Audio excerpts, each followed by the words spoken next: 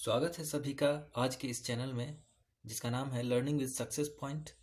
आज हम लोग करने जा रहे हैं क्लास 9 के मैथमेटिक्स का पहला चैप्टर नंबर सिस्टम और इसका पार्ट 1 हम लोगों ने ऑलरेडी कर लिया है। तो आज हम लोग स्टार्ट करने जा रहे हैं इसका पार्ट 2।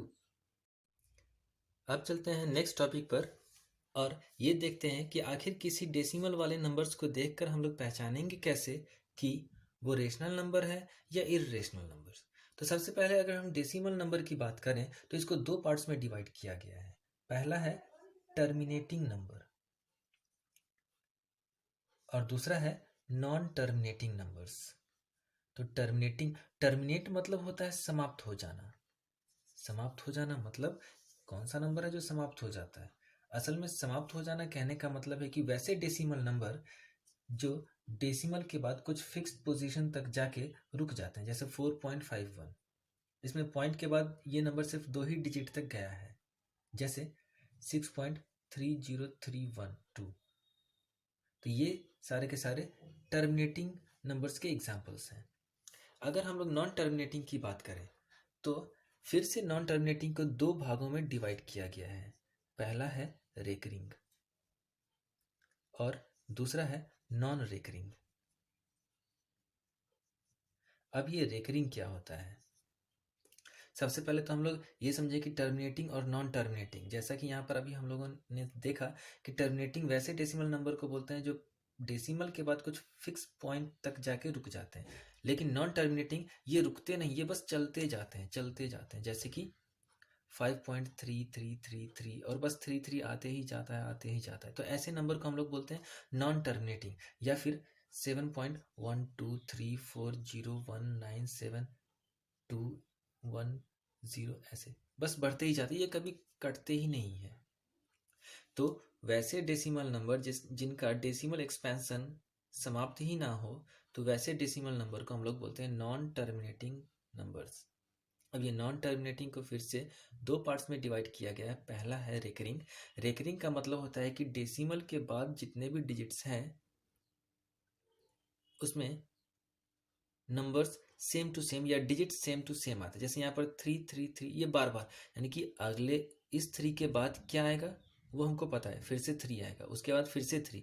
तो इससे एक पैटर्न का पता चलता है। तो यहाँ पर हमको पैटर्न का पता चल रहा है कि अगला डिजिट क्या होगा, इसीलिए हम लोग इस तरह के नंबर को रेकरिंग बोलते हैं। जैसे इसके दूसरे एग्जाम्पल है 2.141414 बस डॉट डॉट डॉट। तो इसमें इसके बाद क्या होगा, तो इसके बाद यहाँ पर हम लोग साफ दिख रहा है हम लोग को कि 1414 बार बार रिपीट हो रहा है।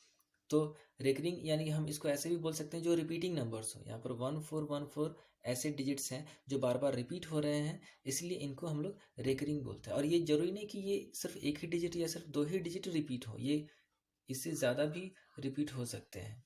जैसे 112.3251 3251 3251। अब यहाँ पर 4 डिजिट रिपीट हो रहा है। तो ये सारे के सारे रेकरिंग के एग्जाम्पल हैं। जबकि नॉन रेकरिंग में क्या होता है, यहाँ पर ये भी एक डेसिमल एक्सपेंशन है जो टर्मिनेट नहीं हुआ। लेकिन क्या हम लोग यहाँ पर बता सकते हैं कि 0 के बाद आएगा क्या? यहाँ पर हम लोग बता नहीं सकते। क्यों नहीं बता सकते? क्योंकि यहाँ पर 1 के बाद 2 आया और यहाँ पर 1 के बाद 0 आया, यानी कि ये किसी पैटर्न को फॉलो नहीं कर रहा। इसके दूसरे एग्जाम्पल की बात करें तो 6.121401719 डॉट डॉट डॉट।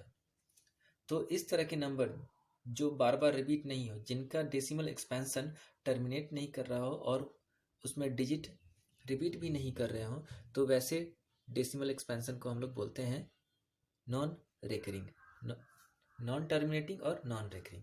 अब अभी हम लोग बात कर रहे थे कि पहचानेंगे कैसे कि कौन रेशनल नंबर है और कौन इरेशनल। तो जितने भी टर्मिनेटिंग नंबर्स होते हैं वो सारे के सारे रेशनल्स होते हैं। तो ये रेशनल नंबर्स हैं। इसके अलावा जितने भी नॉन टर्मिनेटिंग और रेकरिंग हैं ये भी रेशनल नंबर्स ही होते हैं। और अब बच गया नॉन टर्मिनेटिंग और नॉन रेकरिंग। तो वैसे नंबर जो नॉन टर्मिनेटिंग और नॉन रेकरिंग भी हो उन वो कहलाते हैं इररेशनल नंबर।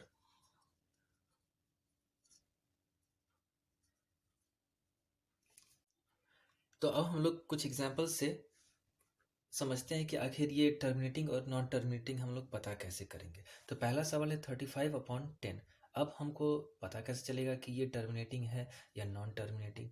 तो हम सिंपली इसको डिवाइड करके चेक करेंगे। वैसे तो ये दोनों एक दूसरे से कैंसिल भी हो रहा है, जैसे कि अगर हम इसको 5 के टेबल में देखें तो दोनों के दोनों 5 के टेबल्स में आते हैं। 35 आता है 7 टाइम्स में और 10 आता है 2 टाइम्स में। अब हम लोग यहाँ पर 7 को 2 से डिवाइड करते हैं। 2 3 जा 6 1 और ये पॉइंट देने पर 0, 2 5 जा 10 और ये बैठ के 0। तो इसका डेसिमल एक्सपेंशन 3.5। ये चूंकि टर्मिनेट कर गया, पूरा का पूरा कट गया, ये यूं कहे कि जिसके रिमाइंडर में 0 आ गया वो हो गया टर्मिनेटिंग। तो ये हो गया टर्मिनेटिंग। अब दूसरे सवाल की तरफ चले तो यहाँ पर 16 में 3 से डिवाइड करना है। तो चलो करते हैं 16 में 3 से डिवाइड। 3 5 जा 15 1। अब 1 तो 3 के टेबल में आ नहीं रहा और 1 छोटा भी है, तो यहाँ पर पॉइंट देके 0। 3 3 जा 9। ये फिर से रिमाइंडर में 1 आ गया, पॉइंट के कारण 0। 3 3 जा 9। ये फिर से रिमाइंडर में 1 आ गया। और हम लोग कितना भी पर इसको डिवाइड करते जाए, ये रिमाइंडर में हर बार 1 ही बचता रहेगा। इसका मतलब कि ये कभी कटेगा नहीं। तो इसका डेसिमल एक्सपेंशन हुआ 5.333। तो इसको हम लोग बोलेंगे नॉन टर्मिनेटिंग। और नॉन टर्मिनेटिंग में ये कैसा नंबर है? जब हम लोग टर्मिनेटिंग की बात करेंगे तो आगे कुछ भी नहीं लिखेंगे, लेकिन जैसे ही ये नॉन टर्मिनेटिंग हो गया तो फिर से बात आएगी कि ये रेकरिंग है या नॉन रेकरिंग, क्योंकि रेकरिंग और नॉन रेकरिंग नॉन टर्मिनेटिंग में होता है, टर्मिनेटिंग में नहीं होता। तो यहाँ पर हम लोग लिखना पड़ेगा कि ये नॉन टर्मिनेटिंग होने के साथ साथ रेकरिंग भी है। नॉन टर्मिनेटिंग रेकरिंग नंबर को डिनोट करने का एक दूसरा भी तरीका है। जैसे अगर हम इस नंबर को दूसरे तरीके से या यूं कहें कि शॉर्ट फॉर्म में डिनोट करें तो हम इसको 5.3 बार ऐसे डिनोट करेंगे। ये 3 के ऊपर जो एक छोटी सी लाइन है, इसका ये मतलब हुआ कि 3 को बार बार रिपीट करना है। जैसे अगर हम दूसरा एग्जांपल लें तो 12.737373। इस बार दो डिजिट रिपीट हो रहे हैं, तो इसको डिनोट करने का तरीका है जो जो डिजिट रिपीट हो रहे हैं उन सब के ऊपर बार। अगर 2 से भी ज़्यादा हो या फिर बहुत ज़्यादा हो, जैसे कि 52.30033003, यहाँ पर 3003 रिपीट हो रहा है, तो इसको हम लोग ऐसे लिख सकते हैं 3003। जितने डिजिट्स रिपीट हो रहे हैं सबके ऊपर एक लाइन। इसके साथ ही जरूरी नहीं कि ये हम लोग एक लाइन ही से ही इसको डिनोट करें। इसको डिनोट करने का एक और तरीका है, हम सिंपली वो नंबर या वो डिजिट जो बार बार रिपीट हो रहा है उसके ऊपर में एक डॉट लगा देते हैं। यहाँ पर इन दोनों के ऊपर डॉट लग जाएगा और यहाँ पर सबके ऊपर डॉट नहीं, फर्स्ट और लास्ट। तो इससे पता चल जाएगा कि 3 से लेके ये सारे के सारे डिजिट बार बार रिपीट हो रहे हैं। नेक्स्ट क्वेश्चन पे चलते हैं। इस क्वेश्चन में हमें करना क्या है, 0.13 के ऊपर में बार है और इसको हमको करना क्या है, इस नंबर को p/q के फॉर्म में चेंज करना है, जहाँ p और q इंटीजर्स है और q 0 के इक्वल नहीं है। तो चेंज करने के लिए हम लोग क्या करेंगे, सबसे पहले तो let x is equal to 0.13। तो यहाँ से अगर हम इसको एक्सपैंड करें तो 0.131313, ये तो बार बार आएगा, तो इसको हम इक्वेशन 1 मान लेते हैं। और अब हम लोग दोनों तरफ 100 से मल्टीप्लाई करेंगे।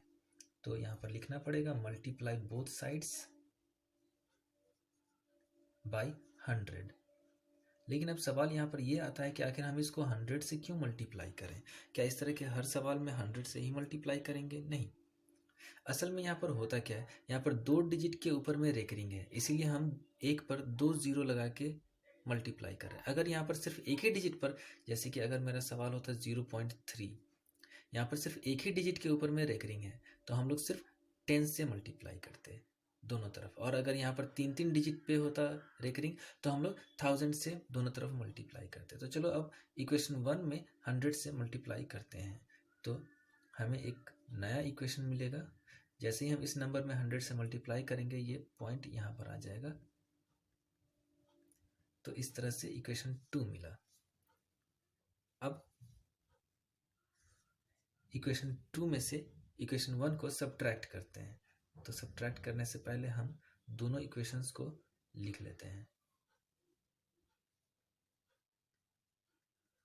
और जैसे ही सब्ट्रैक्शन की बारी आएगी तो 100 - 1 हो गया 99x, 13 - 0 ये हो गया 13 पॉइंट, ये सारा का सारा जीरो घट के 0 हो जाएगा। और आगे भी जितने डिजिट्स होंगे वो सारे के सारे घट के 0 हो जाएंगे। तो इस तरह से 99x is equal to 13 which implies x is equal to 13/99। तो इस तरह से हमारा ये सवाल सॉल्व हो गया, जिसमें हमको करना क्या था कि P/Q के फॉर्म में लाना था। तो हो गया 13/99। तो ये x क्या है? x को तो हम लोगों ने माना था 0.13। इसका ये मतलब हुआ कि अगर हम x के जगह पे 0.13 का रेकरिंग ऐसे लिखें तो हम लोग इसके बदले में लिख सकते हैं 13/99।